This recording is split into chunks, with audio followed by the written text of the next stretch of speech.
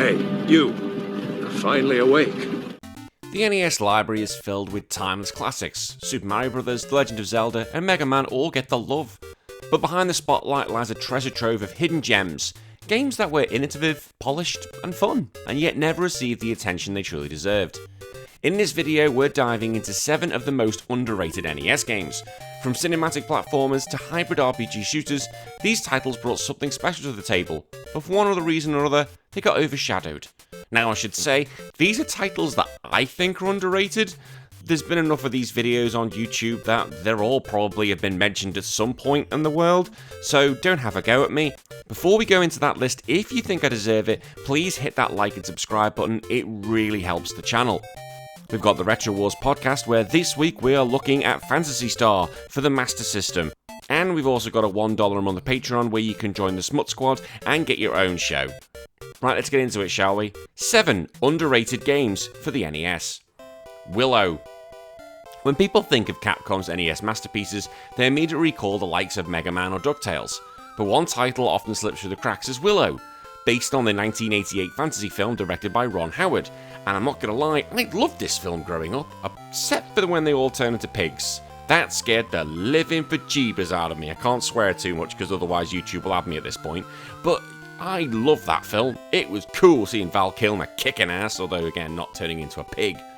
Now, rather than simply creating a side-scrolling action game, Capcom took the high road and developed an action RPG akin to The Legend of Zelda. That is definitely the high road. It features a large overworld, real-time combat, experience points, and even a save system, which was quite uncommon for the time.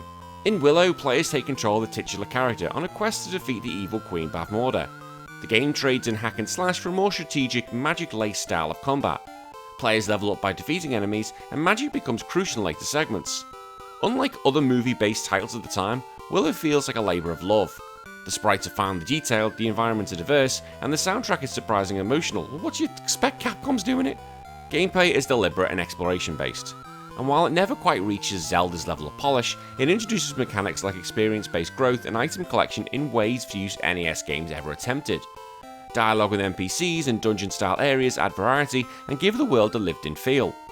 It was a game that respected the player's intelligence and patience. So why is Willow overlooked? Well, mostly down to timing. Released at a time when the film was no longer culturally relevant and when more arcade-like experiences were dominating, the game fell under the radar. Additionally, the NES had some already extremely popular RPGs and fantasy games, so Willow ended up being lost in the noise. Maybe if it had come out exactly the same time as the film, it probably could have been a big thing. The reviews at the time were lukewarm, although some critics praised its visuals and scope. Others found it too slow-paced compared to more action-heavy games. It didn't help that Capcom didn't push the title with the same marketing furore as Mega Man. Still, word of mouth has kept Willow alive in retro circles. In hindsight, Willow was ahead of its time. It blended cinematic storytelling with open-world exploration and light RPG elements, laying the groundwork for games that would come much later. Its cult following today continues to celebrate its depth and presentation, just not what was on Disney+. Modern retro reviewers have begun to reassess the title, with many recognising it as one of Capcom's most ambitious and successful licensed games. There's a complexity to the game that rewards slow and thoughtful play, which might have been missed by audiences expecting faster-paced flair. In the age of speedruns and re-releases, Willow remains tragically absent from most official collections, but emulation has given it a second life, and it deserves a place in any serious NES collection, especially for RPG fans. Capcom's take on Willow might not have followed the movie's plot exactly, but it built a world worth revisiting, and it's a shame more people haven't taken the journey. Power Blade. Now, Power Blade is one of those NES games that looks generic on the surface, but reveals its brilliance through tight gameplay, slick presentation, and a surprising level of polish. Released late in the NES lifecycle, this Taito-developed title is a futuristic action platformer starring Nova, a badass sunglasses-wearing hero armed with a deadly boomerang, and is not Arnold Schwarzenegger, even though, for God's sake, he looks like Arnold Schwarzenegger. The premise is simple.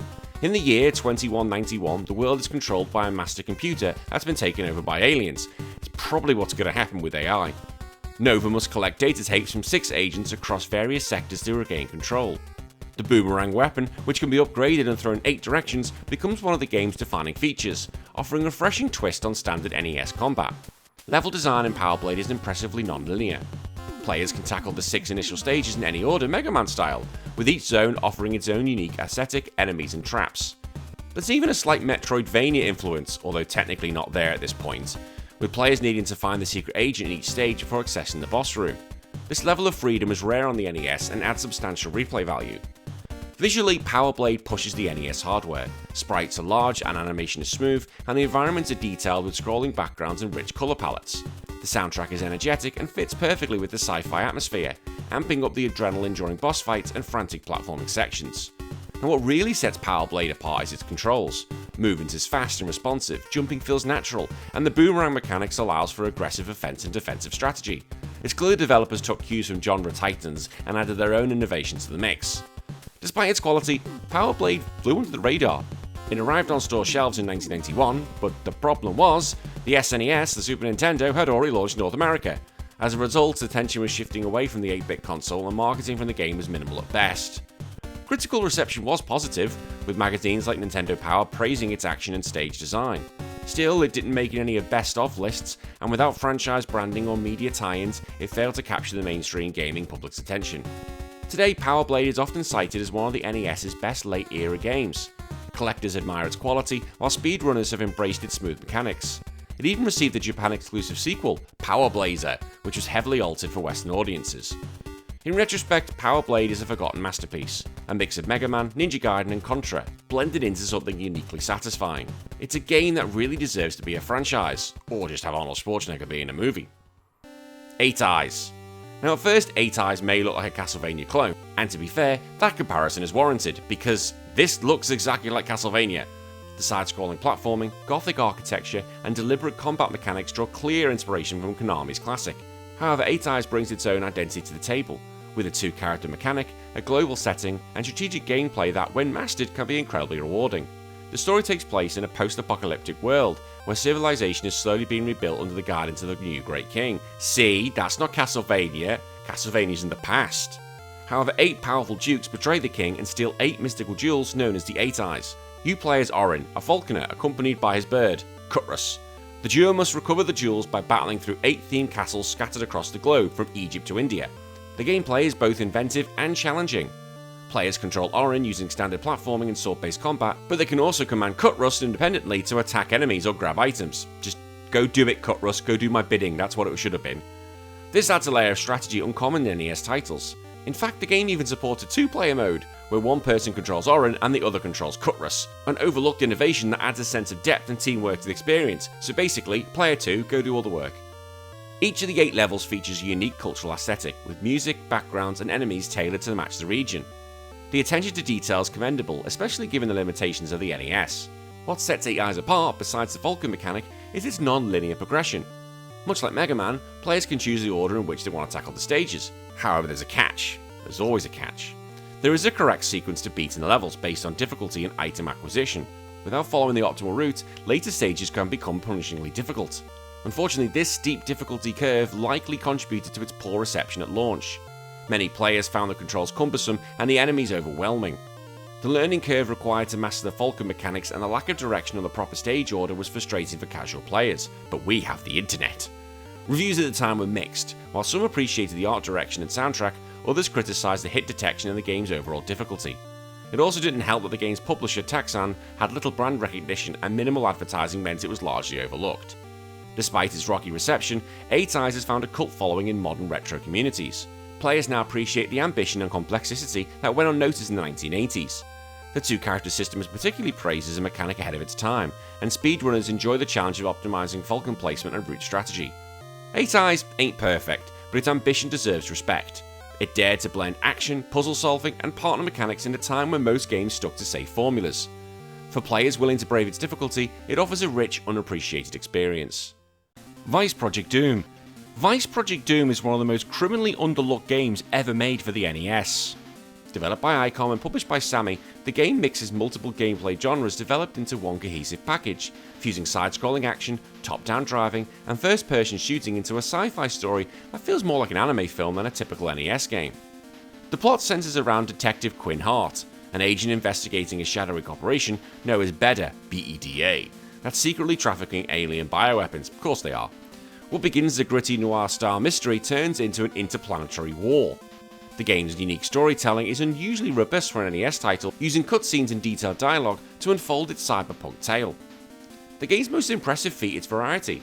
It opens with a high-speed car chase that plays like Spy Hunter, then transitions into traditional side-scrolling platforming with swordplay and gun combats into Ninja Gaiden, although he didn't have a gun. You know, he does the ninja stars. Later, it even throws in first-person shooting reminiscent of Operation Wolf. All this somehow works seamlessly and never feels disjointed or half-baked. What ties the game together is its tight control. Each gameplay feels polished, with precise input handling and responsive action. The platform levels in particular shine, offering well-designed stages, strong enemy variety, and excellent pacing. It never overstays its welcome in one gameplay type before switching to another, which keeps the experience feeling fresh. Visually, Vice Project Doom looks fantastic. Backgrounds are detailed, character sprites are large and expressive, and the cutscene add an almost Ninja Gaiden-esque flair. The soundtrack is similarly dynamic, with compositions that range from dark and moody to high-energy chiptune bangers. So why did this go under the radar? Well, released in 1991, it suffered the same fate as Power Blade, overshadowed by the launch of the Super Nintendo. Without a recognisable franchise or cartoon tie-in and coming from a relatively obscure publisher, it was never going to get the attention needed to succeed. Reviews for the time were positive, but scarce. Magazines that did cover it praised the variety and controls, but it wasn't widely distributed or advertised, making it a hidden gem right from the start. Only in retrospect does it gain the recognition it deserves. Modern players who do discover Vice Project Doom often come away amazed that they haven't even heard of it before. It's a game that feels like a big budget production, with gameplay that easily competes with the NES Elite games. The fusion of styles is so smooth that it feels like a template for the kind of genre mixing we see in indie games today. This is one of those titles that every retro gamer should experience. It's polished, stylish, and full of creative energy, exactly the kind of forgotten classic that makes the NES collecting worthwhile. The Guardian Legend. Part top-down shooter, part action RPG, The Guardian Legend is a genre hybrid so ambitious that even today it feels ahead of its time. Developed by Compile and published by Broderbund, the game casts you as a transforming mech woman designed with saving the Earth from a massive alien weapon called Naju. That just sounds absolutely godlike. I'm in from the transforming mech woman, that's it, I'm in. The game alternates between exploration-based top-down adventure segments reminiscent of Legend of Zelda and intense vertical scrolling shoot-'em-up stages. In the overworld, players are searching for keys, upgraded weapons, and solve environmental puzzles. And when they unlock new chambers, the game shifts into fast-pacing shooting action full of power-ups and bullet-dodging chaos, which is, awesome. One of the game's strengths is how it seemingly fuses its two halves. The RPG-style eras feature leveling mechanics, item management, and NPC interactions. Meanwhile, the shooter segments feel like standalone arcade-quality games in their own right. The two modes feed into each other really well. Upgrades in the exploration phases strengthen your shooting abilities, and success in the shooter stages grants access to new areas. The Guardian herself is a powerful and versatile protagonist. As a humanoid, she navigates dungeons with a blaster weapon and a suit of gadgets. And as a ship, of course she becomes a ship, she becomes a hyper-fast destroyer capable of filing the screen with bullets. This dual identity is rare in 8-bit games and executed flawlessly here. Graphically, the Guardian Legend is impressive. The environments look great and colourful, the sprite animations are awesome, and the bosses are particularly well designed, ranging from giant alien eyeballs to mechanical beasts. The soundtrack also matches that epic tone with moody synth track and a driving shooter music. So why is the Guardian Legend not more celebrated? Well, part of it comes down to the marketing. The box art and promotional materials didn't really convey the game's unique genre fusion. Many players either expected a straightforward shooter or a Zelda-like RPG, not really a combination of both. Reviews at the time were decent but lacked the enthusiasm. The gaming press kinda struggled how to categorize the game, in a world where clear genre boundaries help sell titles. The Guardian Legend just became too difficult to recommend in a single sentence, because it didn't fit the mold. However, today the game is hailed as a cult classic. Retro gamers appreciate its complexity and depth, and many argue that its design foreshadowed later genre benders like Blaster Master or Metroidvania-style games. Speedrunners also love its tight controls and dynamic pacing. In short, the Guardian Legend was simply too unique for its time. It's only in hindsight that we can truly appreciate how bold it was. It's more than a curiosity, it's a blueprint for innovation that still holds up today. Ultima Exodus. Yeah, we're going old school here. The NES isn't exactly known for its bastarding of Western RPGs, and yet, somehow nestled quietly among more action-orientated fare is Ultima Exodus, a surprisingly deep and complex port of the third game in the legendary Ultima series. Originally developed by Richard Garriott's Origin system for home computers in 1983, the NES version arrived in 1989 thanks to FCI. While stripped down in places, it retained much of the core gameplay that made the series so influential. Ultima Exodus casts players as a band of 4 heroes who must stop a demonic entity known as Exodus from corrupting the land. Right from the start, the game differentiates itself by offering robust character customization. Players choose from 11 classes and 5 races to build a full party. This flexibility, more commonly seen on PC RPGs at the time, was rare on the NES and introduced many console gamers to more strategic gameplay systems. Gameplay unfolds through a top-down perspective as players explore towns, dungeons and the overworld. Combat is turn-based and grid-based, requiring thorough positioning and use of magic and items. Unlike the more simplistic battle systems in Final Fantasy or Dragon Warrior or Dragon Quest, Exodus demands patience and planning. Battles can be brutal, especially without a well-balanced team. One of the game's standout features is its open-end design. Players aren't led by the hand, but must discover key plot points by talking to NPCs, solving riddles, and decoding cryptic clues. Information gathering and exploration are crucial. There's no quest log or clear objective marker, and this could be daunting, but for those willing to immerse themselves, it became one of the game's greatest strengths. The graphics are basic even by 1989 standard, with simple tile-based environments and limited animation. But the game makes up for these shortcomings with atmospheric music, especially the overworld theme, which lends a sense of mystery and grandeur to the journey. While visual flair isn't its strong suit, the underlying systems are where the game shines. So why is Ultimate Exodus unappreciated? For one, it was pretty much an awkward fit for the NES audience at the time. Console players, especially younger ones, were often seeking faster paced or more immediately gratifying experiences. The game's slow pace and steep difficulty, and the lack of clear guidance turned many players off. Contemporary reviews were mixed. Critics acknowledged its depth, but also lamented its complexity and punishing design. Many players simply weren't ready for a full Western RPG experience on a console better known for its platformers and action games. Yet in retrospect, Ultimate Exodus deserves more credit than what it attempted. It brought an uncompromising vision of a PC-style role-playing game to the NES, laying the groundwork for future genre hybrids. Its presence on a console was bold, and for players who stuck with it, the experience was unmatched in terms of scope and freedom. Today it stands a relic of time when developers experimented fearlessly, even the audience though wasn't quite ready. For modern RPG fans looking to understand the Western RPG and understand the genre's evolution, Exodus is a fascinating and rewarding dive into one of the medium's most foundational franchises. And finally, Teenage Mutant Ninja Turtles 3: The Manhattan Project. Yet why have I got a Turtles game on here? We all know and love the Turtles, and surely it shouldn't be on here. See, the thing is, when people think of NES-era Turtle games, they usually recall the punishing difficulty of the first one, or the arcade version, TMNT 2, the arcade game. But few people mention TMNT 3, The Manhattan Project, a title that not only improved upon its predecessors, but quietly became one of the best beat-em-ups on the system. Released in 1992, late in the NES's life, it was a first-party exclusive that combined polished gameplay and excellent co-op design. The Manhattan Project begins with a classic TMNT premise. While the Turtles are vacationing in Florida, Shredder uses alien technology to lift Manhattan into the sky. The Turtles return to the city to take down Shredder and save the day. The story is typical campy fun, delivered through crisp cutscenes that added that Saturday morning cartoon flair to the adventure. Gameplay follows the traditional beat-em-up template. Players choose their favourite turtle, Leonardo, each with their own stats and special move, and punch, kick and slice through waves of Foot Clan ninjas, mutants and bosses. Unlike the second game, which was a port of the arcade version, Manhattan Project was built from the ground up for the NES. As a result, the controls were tighter and the game more balanced and the level design better suited to the hardware. Each turtle had a unique special move, like Leonardo's sword spin or Donatello's vaulting staff smash, that cost a sliver of health to use, encouraging careful but satisfying use. This level of difference between the turtles adds replay value and depth to co-op play. Two players can work together strategically rather than just bash the buttons side by side. Visually, this game is one of the NES's best. Backgrounds are colourful and varied, spanning beaches, sewers, cityscapes and space stations. Enemy designs are creative and include fan favourites like Rocksteady and Bebop and Krang in inventive new forms. The sprites are well drawn and well animated, pushing the NES's limitations without causing slowdown. The soundtrack, well, it's Konami, it's fantastic.